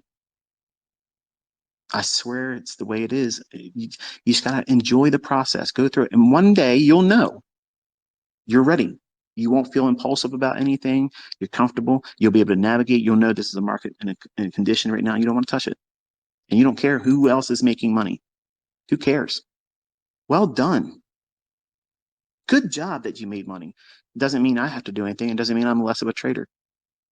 What? That's not what you see on social media, is it? I don't want you to think that way. I don't promote that idea. Your results are yours. I can't sleep in your bed and wrestle with falling asleep because the drawdown you've taken on. And I can't relish in the successes of the profits that you made in your trades because I didn't incur the risk. So why are you trying to do that with other people's results? You're minding their business. They're minding theirs. You mind yours. Some of you won't ever be in business because you're doing stupid stuff like that. You're trying to keep up with the Joneses. You're rushing too soon. And then when you find yourself in a situation that you know in your heart that you're rushing, you shouldn't be there risking real money or trying to get a funded account passed. You don't know what you're doing yet. Why even bother with that until you know exactly what you're doing, how you're going to mess yourself up? You have to learn who you are.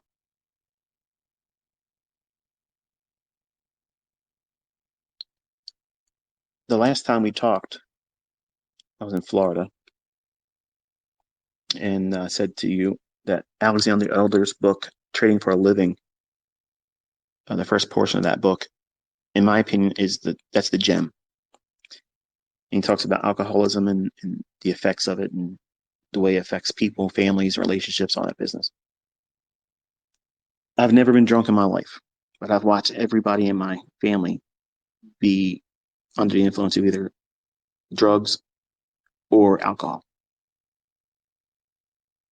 And you'd be surprised to see how some of them were totally different people when they were drunk. Absolutely, like you would never recognize that's the same person. Totally nasty drunks, like crazy violent drunk. And they would say, "Oh, it's the whiskey talking."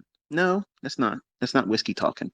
Whiskey just numbed them enough to let them have no inhibitions. Without inhibitions, the real person manifests themselves. And that's what happens when you get with trading with live money. You're drunk. You're driving drunk right now with a live account with no experience. You're under the influence of what? Trying to make money. And nobody's there that can take the keys from you. So you have to know these things before you do it. Because you don't want to find out that you are a nasty, violent drunk that crashes when you get with live money. That's why you have to do this in demo. You're going to find your character flaws that causes those same individuals to go to alcohol to self-medicate. They know what's going on, but they won't share it with anybody to help get themselves through it. Failed relationship, midlife crisis, anxiety, generalized anxiety, I'm sure is a major contributing factor. But all those things and other things that the list is too long. You've been hurt, you've been scarred, a bad relationship, you broke up, you're lonely, whatever that is, leads them to alcohol or substance abuse. And trading is in that too. It is the same thing, folks. It's the same thing. I have never been drunk with alcohol. Now, I guess you can say I've been, I guess, high from CBD oil. It had THC in it, and I needed it for my back. It was very much appreciated. I haven't done it in 2 years or more now. But I can tell you this, if I have another episode where I was going through it like I did then, I would gladly do it. And I was opposed to anything marijuana. I don't smoke it. I've never smoked it. I've never smoked anything like that. But I am not against it. I don't think you should be trading under the influence of it because I was really relaxed. But the point is, trading with live money, if you don't know yourself, you don't know your model, and you don't know the way the market is behaving, and you haven't seen at least 4 quarters or a full year of what seasonality looks like, you have no baseline. You have no idea. So that's equivalent to you flying into a city you've never been, heartbroken, angry because someone left you, you got fired, you got a cancer diagnosis, 6 months to live, And now you're in a hotel where there is a high-end bar right across the street. What are you going to do? You're going to go over there and medicate yourself. But how are you going to conduct yourself after that? You don't know. So why would you do that with live money? You don't know what you're going to do to yourself. And you don't know the consequences that you're going to do to yourself as a result of whatever it is you do while you're drunk. Trading with live money, losing that, the pain that that's going to bring on because you weren't ready, and you're going to know that you weren't ready when you were ignoring that you knew beforehand. And that's going to present all kinds of scar tissue. That's going to promote you to do what? Make bad decisions. And now you have fear. When teaching my students to operate and learn about themselves in a demo, that's what the demo is there for. But they tell you, here, learn our platform, learn how to trade the patterns that you do with the demo. Well, you think you watched a video by me or someone else or read a book? That's what I did. Oh, I know what that looks like, a 1, 2, 3 top. Oh, yeah, it's a descending wedge, and that's a head and shoulder. I'm ready. You're not. I wasn't. This is the way it is, folks. But the demo is there for you to discover who you are. What makes you tick? Where are you impulsive? See, that's what it takes to do this. And anybody that tells you otherwise is full of shit. And that's just the way it is. They have some kind of ulterior motive. They have something to sell you. They want to derail you. But I'm telling you, you can do this, but you're going to have to submit to a lot more time than you want to. But once you learn how to do it and you know what sets you off, what makes you feel impulsive, what are the triggering mechanisms in your personal life, in your thinking? Are you wrestling with a mental illness that makes you do certain things that are not supportive for a successful endeavor in trading, that you have to now find coping mechanisms? Are you a drunk? Are you a drug user? If you are, you need to tackle that because trading will not work with that. Are you in a toxic relationship? If it is that you're in a toxic relationship, you either fix the relationship or leave it. And if you've been, removed against your choice from a relationship because they left you, or you had to leave because it was a toxic relationship, you have to let that go and forgive them and forgive yourself and move on. Because if you're feeling all those things, those pressures and regrets, and what if thinking if we stayed together, or what if I would have left sooner, it would have been so much better, you got to stop. Because all those things are going to trigger you to want to feel better. And to feel better, you escape. That's what I did. I got in that RV and I escaped the pressure of me wanting to do something I know my rules say I'm not going to be able to do. So I had to take myself away from it. I've never been drunk before, but I get drunk in these markets because I get a bloodlust. I know what I can do in here, but I also know that you're not going to, like, just yesterday. I recorded the trade. I told you where it was going to go for ES. Tired. I could not really focus. I was tired, really, really tired.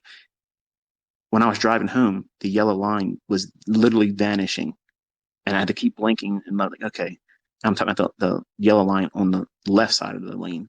So I was passing semi trucks to get around them. Average speed 76 miles an hour.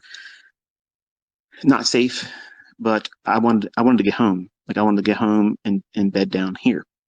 And I just lost my train of thought. That's what I just did, really. But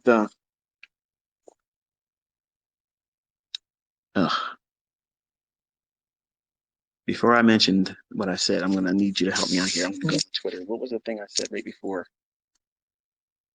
What was I saying? once you tweet it to me, I'll know exactly where I was.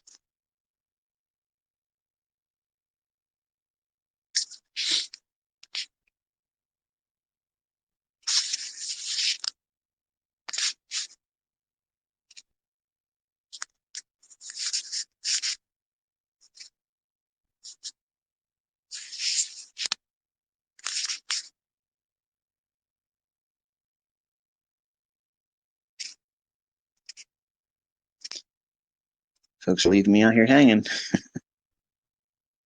No, I was saying right before driving home, I was tired, but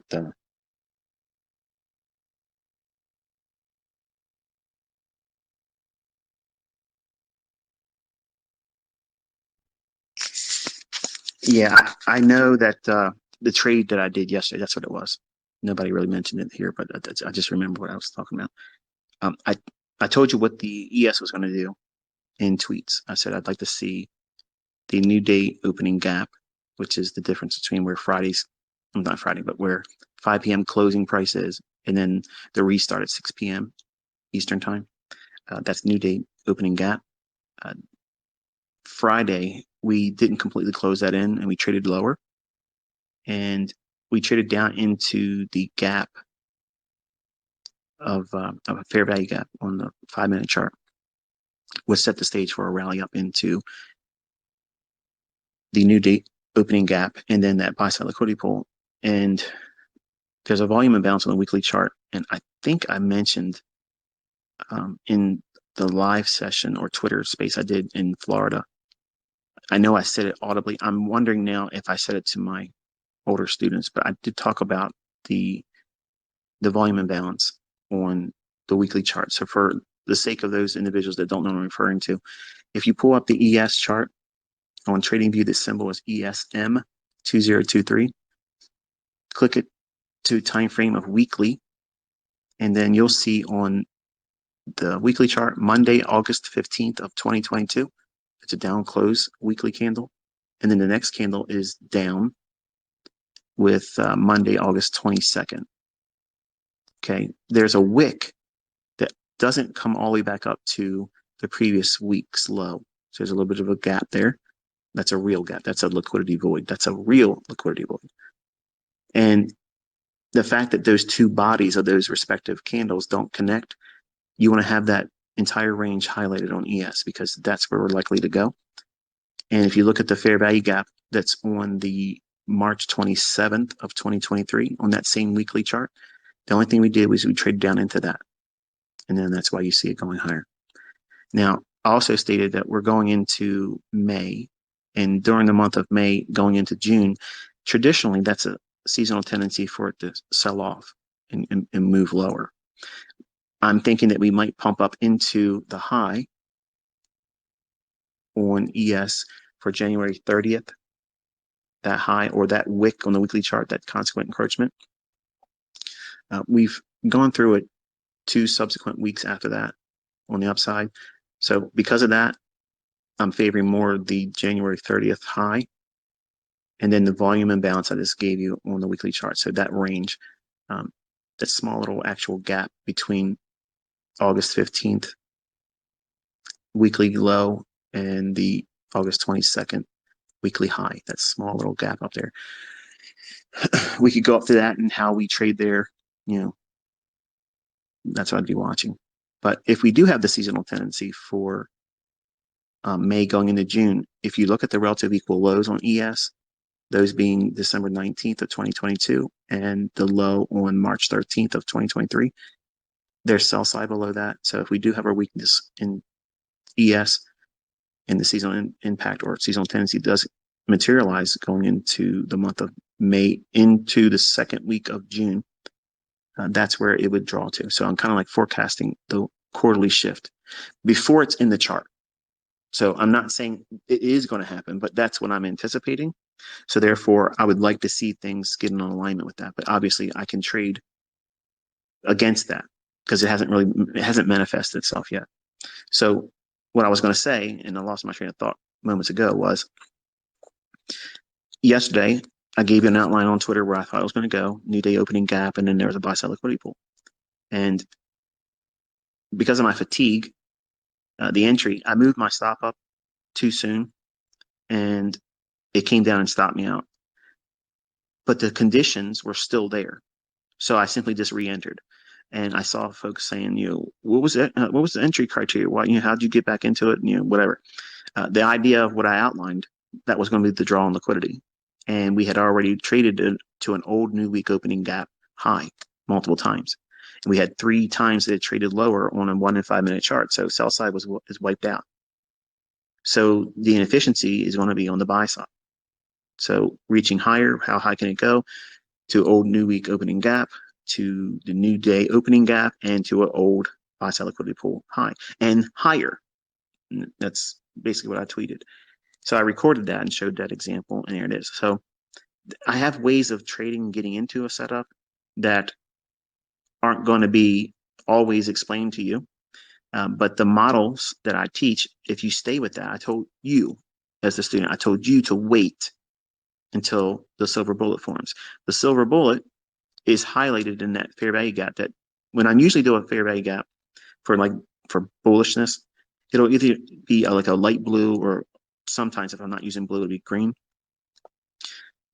If I'm looking for something that's bearish, it's just going to be some hue or color that's red. Okay. But I highlighted that fair value gap in the recording. That's the one that was going to be used for silver bullet. And you can see it does in fact deliver on that basis. It goes and runs up and goes higher. You're learning to be rule-based. I have lots of rules. I have lots of models. I have lots of approaches to trading. I'm not limited to that. And because I've been away from the marketplace, I have to get myself back in an alignment.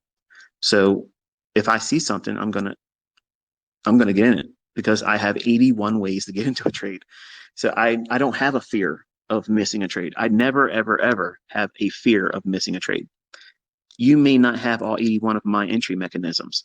You have a number of them, but you won't have fear of missing out, because I'm giving you time-based setups. Between 10 o'clock in the morning and 11 o'clock in the morning, there is a fair value gap that will reach for inefficiencies or liquidity. That happens every day. Every single day that will form.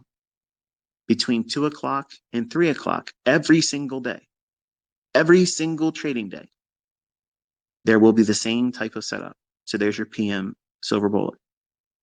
True to form, I always tuck them in real deep in these lectures, because the weak ones won't listen. They'll watch the people that want to make the 5-minute trainers and they'll miss all the stuff that goes around that supports it.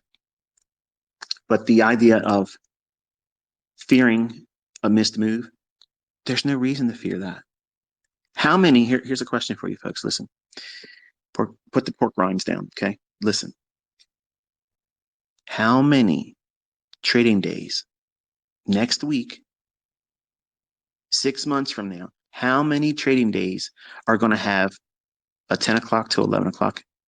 And how many of them are going to have a 2 o'clock to 3 o'clock window of opportunity? I know it's a trick question, but sit down. You're going to have to prepare yourself for this one. But every single one of them have that. So why, pray tell, would you ever fear missing a move? That's what a neophyte does. That's a hallmark for someone that says, I don't want to be in this trade. I know if I stay with it, I'm going to be a loss. But I know also if I get out, it's going to move. What?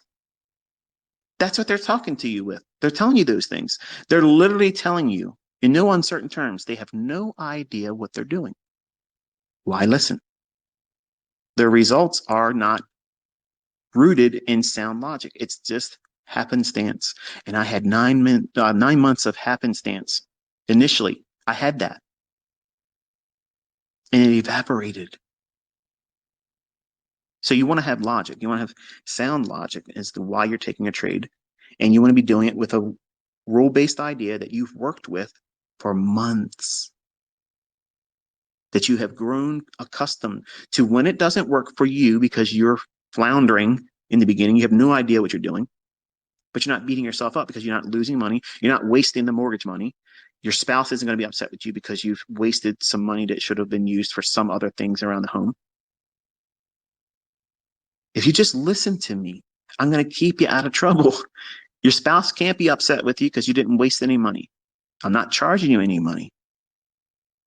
I'm teaching you a life skill that is absolutely going to benefit you in more ways than you realize. But you can't do things outside of what I'm telling you to do and what not to do. If you do, you're teaching yourself. The results are yours.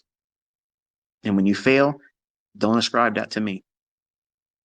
The folks that listen to me, that do everything I tell them to do and what not to do, and how to progress and practice and study and learn in a demo account.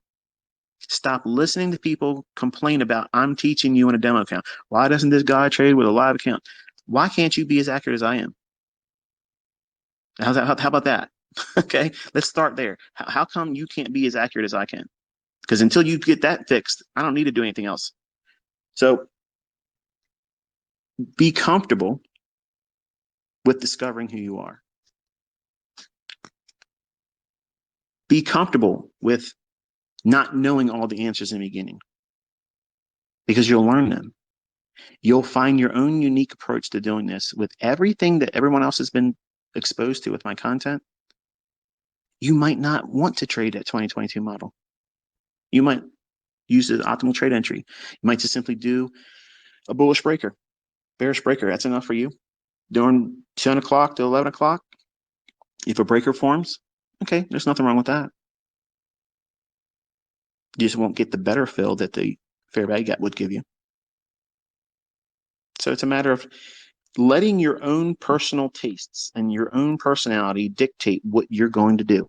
That way you don't feel pressed into a mold and have the same feelings I had, where I can only trade what this guy said in this book.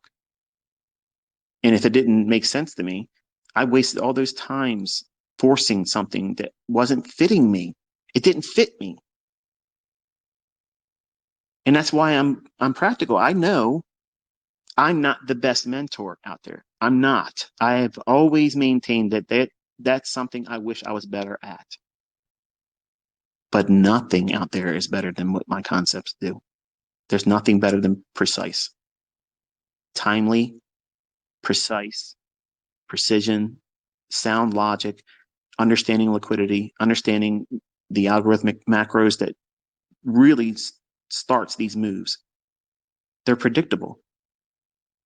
And you can rest assured that there's much more coming this year. And what I've already given you is more than you'll ever find in any other medium. No other teacher, no other resource, no other approach is going to get this much detail that removes all the things you're worrying about. You're worrying about what happens if this and what happens if that. How about what if you just listen, follow the rules, and let time do its work? Let's do that. Humor me, okay? Spend this year doing what I'm telling you to do and avoid the things I'm telling you to avoid. And then come at me with your questions. Because I promise you, you're going to see results that you can't appreciate now because you don't know what's coming. You don't know where your discoveries are going to be in yourself. And many of them might be painful, but don't run from them. Don't hide from them. You don't want to be in a situation where you're trying to pray your way out of a situation that you put yourself into, and your conscience is telling you, get out of it. Just simply get out. If you have the thought process of, if I get out of this, or when I get out of this, I know it's going to move, you don't know what you're doing. You're not content with the model. So you're greedy. You're being greedy. I know if I get out of this trade, I'm in profit right now, but I know as soon as I close this trade, it's going to run. If you vocalize that outwardly, if you type that into any kind of social media, that is the surest testimony that you don't know what you're doing. You have work to do. Refine that. Why is it that you feel that way? What are you lacking? Targeting, time of day of week.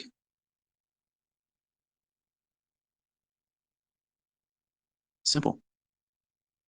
But you can't appreciate that until you wrestle with it.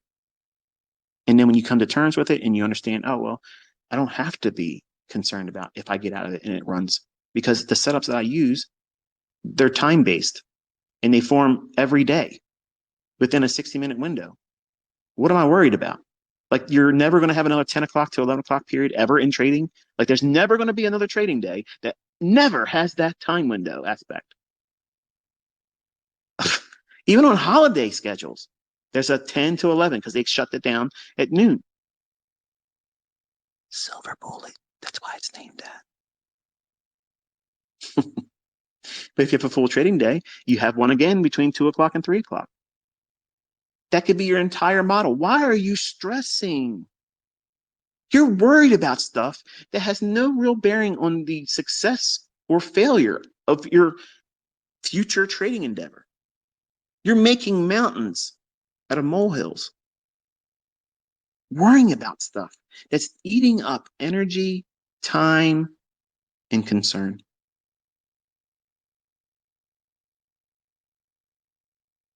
When in doubt, stay out. When in doubt, get out. There's so many statistically provable, go back in time, don't just take my word for this. Go back and look at it. It's always there. Be content with enough. What's enough, ICT? 5 handles in the beginning. That I did not say stop at 5 handles and never get any more than that.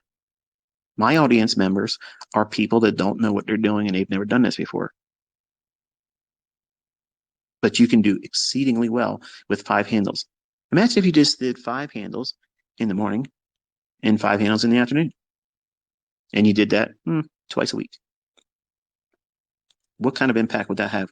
Just with one mini contract. We're not talking about 5 contracts or 15 contracts because the funded account says you can trade that many. What would that do for you? A lot. What would it do if you just got one of them a week and you had the discipline to stop and you were consistent with doing that? How's that failure?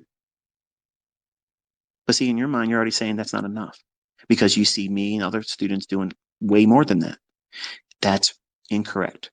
That's toxic logic. You can't think like that in the beginning. That's what gets everybody in trouble. And you're going to find yourself in that situation where your heavens are like brass. And you're going to be praying, please fix this. Please help me get better at this. Please, please, please. Even atheists find a way to start talking to Jesus then.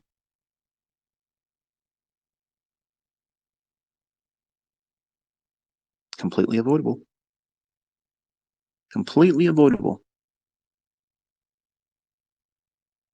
If you feel that way, if you feel completely disconnected from the market, you just can't focus, stop. It's going to be there. I promise you. I was on a road trip, came back, boom, felt confident. Look what I was looking for. There you go. It's a script. And I had a losing trade. You saw me bleed. It's okay. Went right back in there. Patched up. Boom. I had a guy I read in somebody else's YouTube channel comments. The video wasn't even about me, but someone mentioned me. And they're like, oh, yeah, he doesn't do this and do that when he's trading. And his examples, he doesn't even have the candle countdown thing. So that's definitely a delayed data. What? The things that people come up with as an excuse to simply not learn what it is I'm teaching for free is ridiculous. It's ridiculous. But that's human, right? People are human. You know, you're human. I'm human. We all have our things, our quirky little things we have to deal with. Mine is wrestling with proving. Every single time I go out and do anything, in my mind, I'm expecting to hear my grandfather say, that was good, but I'm never going to get it. So that's what keeps me going. All the accolades and all the handshaking, the high fives and the way to go ICT, keep going, you know, that you all do for me. It's appreciated, but it's never going to scratch the itch that I'm looking for. Okay. So that's not the motivation. You aren't the motivation. But when you find success and you overcome your barriers, man, that's rocket fuel for me. when you're honest with me, and I can track, because I don't know all of you, but I have about a dozen of you on Twitter that are pretty consistent with posting things to me or whatever. Some of you, not among these dozen, but some of you always simply post where you did it right. And you've never said anything about how it was hard for you about that particular day, when I've said this day was hard. That to me indicates that you're sugarcoating and you're looking for outward, well, approval. That's not what you want to be doing either. You're inviting something that helps you feel like you're wearing a band-aid on a blister on the back of your heel. Because in privacy, you're really doing damage to yourself. And when you get something that worked, you're coming out and showing it. Basically what they accuse me of, the people that don't like me, they'll say, oh, he's cherry picking this. I outlined yesterday what the ES was going to do, and it delivered it. So I only operated in what you saw. And I showed you a day before trade with the bond markets. That way you can know it's the same account. It wasn't just a reset type thing. So anyway, I saw a lot of you asking about bonds. I'll talk about bonds, in the fall, right before we get to November. But one market's enough. And to answer the folks that are asking about crypto, does my stuff work in crypto? I don't know. I have students that swear by it. I've never traded crypto in my life. I have no intentions of ever trading crypto. So there's that. So hopefully I answered that for you. That if you've been waiting this long to hear it, I should have said it in the beginning, but I wanted to get to that story about almost getting held up at in South Carolina. Can you imagine? Can you imagine? Like, I don't know. Like that. That was a wild event. But be careful. Be careful in what you're doing in the market, but really be careful in public now. Don't walk around watching your phone, and don't be flashing, money or doing things. And don't go shopping by yourself, ladies. If you're going out and you're spending money, you're buying stuff, you don't know if you're being watched, followed back to your home. It really has opened my eyes up to the potential for things to happen to people that are not being prepared. And we're going to just get more and more of that over the summer. I think it's going to get wild. So what's the point of working so hard doing this and finding an extra stream of income if you can find it, and then just fall victim to someone else because you weren't paying attention? You have to be responsible. Respect the level of risk that's in the world right now. Just because we're in the United States doesn't mean bad stuff can't happen to where you live in your neighborhood, right? So anyway, got that off my chest. I feel better now. I feel clean. Hopefully I didn't bore you too much, but you have to know when to stop and be comfortable with it. And if you feel like you're not able to find your way, everything you're trying to do doesn't seem to be working, don't force it. Take a week off. Simply just unplug. Don't even watch my videos. Don't watch my Twitter space or Twitter, what's it called? Twitter feed or whatever. Don't even look at my tweets. Okay. Deactivate notifications. That way you can't be enticed to look at what's going on, and take a week off. The markets are not going to change. The algorithms are not stop working. It's not going to stop working rather. It's going to be there when you come back. But what's different is you're going to come back with a fresh perspective. You come in, it's like a car after being washed. It just looks good, feels good to be in it. And yesterday, I knew what I was looking for. I knew what to expect. I saw it, and there it was. Notice the difference between that and 2 weeks ago on that Monday and Tuesday. I was just giving you levels I wanted to see price gravitate towards, versus yesterday where I mapped it out, showed you a chart. That's different. That's different. That's knowing what you want to see happen in price, because everything is indicating it's likely to do that. Versus, okay, we're looking for a draw on liquidity right now. That's tape reading. It's an understanding of getting a feel for where we're at, building a narrative. Versus knowing what the narrative is and saying, here's what it's going to do, and this is what I want to see happen. That means if I get what I need in terms of an entry, I'm in it. I got in it, fatigued, wanted to get through it faster because I was tired. I regretted actually putting the trade on. So I think to myself, do I just let my limit order go and go to sleep? Because that's what I wanted to do. And I was thinking to myself, let me just stay with it. But I don't want to have any more risk than I have right now. And I put the stop loss up too soon. And it came to hit me. But nothing changed the trade. It's just I put it up too soon. So I was like, okay, well, I'm just going right back in. So the entry criteria, for those that are wondering, was me simply just getting back in because the original idea that I used, which was trading old new week opening gap, and the fact that we had 3 sweeps below and the market likely to go higher as we traded down into that weekly fair value gap I mentioned a little while ago. And the likelihood of trading up into that volume imbalance on the weekly chart and running out the swing high. I gotta look at my chart to make sure I give you the right day here. January 30th. So January 30th high. I think that going forward is the next draw. And then how we work within the volume imbalance between August 22nd, 2022 and August 15th, 2022's weekly candles on ES. So again, you'd find out on ES M2023 on TradingView. I think that's it. So I've missed you all. I've missed talking to you. I have a lot of really good ideas I want to incorporate into the lectures and teachings this week. I have to do some video work. That way you guys can catch up, fill in the blanks or spaces that we had for April. So give you some more content and some lecture points. And we're opening up a new month in May. So seasonally, you want to be studying, does the market provide, and I'll share the seasonal tendency that I'm talking about. I'll give you the actual chart. You already have it anyway. It's in the core content on my YouTube channel. But I'm going to show you why I'm referring to what I'm referring to, and we can watch it real time and see if it pans out, which will be interesting. Until I talk to you next time, I've enjoyed spending time with you today. I'll be quiet until we get into Monday morning. So enjoy your weekend. Be safe.